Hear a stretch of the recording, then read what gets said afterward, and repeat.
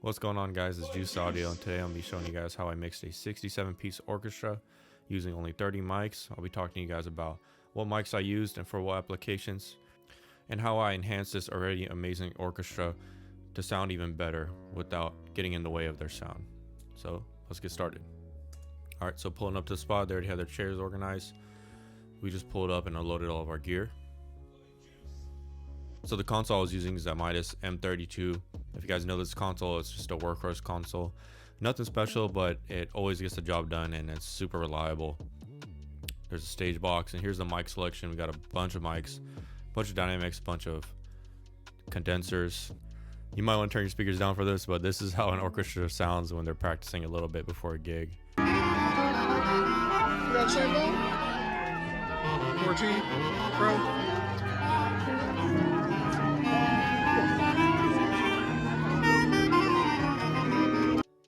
So as you can see, the stage plot provided before we got there.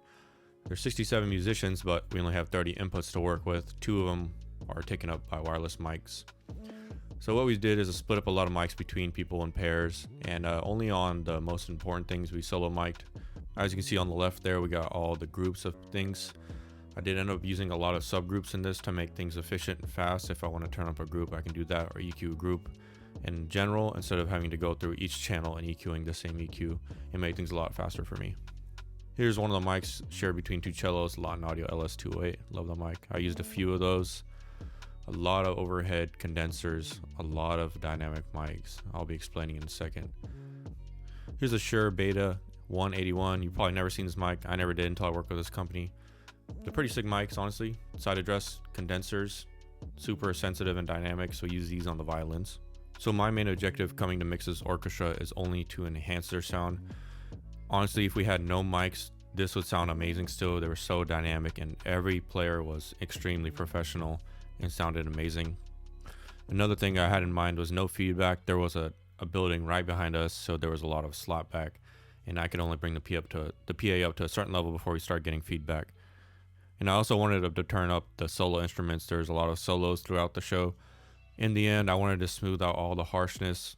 Some of these instruments are very harsh, in particular trumpets. So to smooth those out, I would often use a lot of reverb and have mostly a wet signal coming through the PA, and then hearing the dry signal directly from the source instead of coming through the PA. So the way we did the mic selection is that things with high SPL, we use dynamics. Things like horns and usually wind instruments are a lot louder. So we ended up using a lot of Shure SM57s. A lot of drum style mics, like those small tom mics. I use a lot to clip onto instruments. And then for the quiet, more softer and delicate instruments, we used condensers, of course. A lot of them were overhead. Some of them were pointed at the groups. But for those mics, it was mostly SM81s. We had the Beta 181s to sound great. I brought some Latin Audios where I needed them to have more rejection.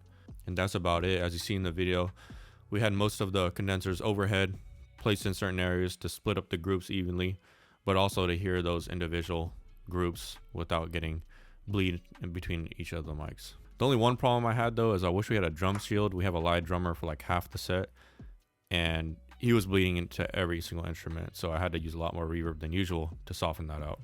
So I recorded most of the performance. Honestly, I just recorded the songs I like Star Wars and whatnot. Using the M32, I did multi-track, so I got 30 inputs. I'll be showing you guys now the raw signal and then after what I mixed on it. Let's go. All right, so here is the raw signals of the Star Wars song that they performed from John Williams.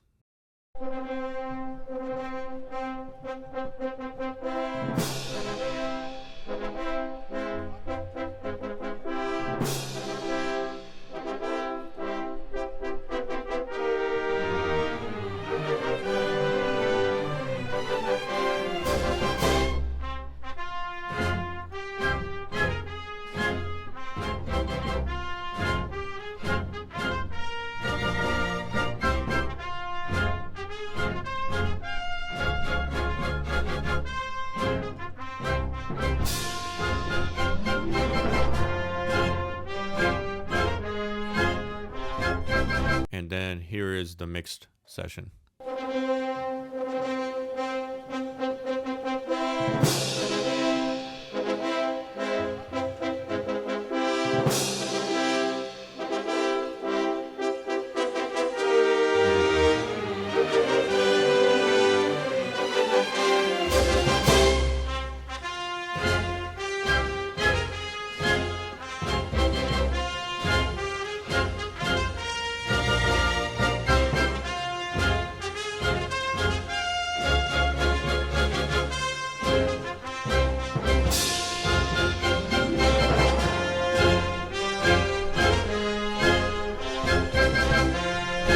So I had a lot of fun mixing this orchestra. I don't often get to mix an orchestra, probably once a year.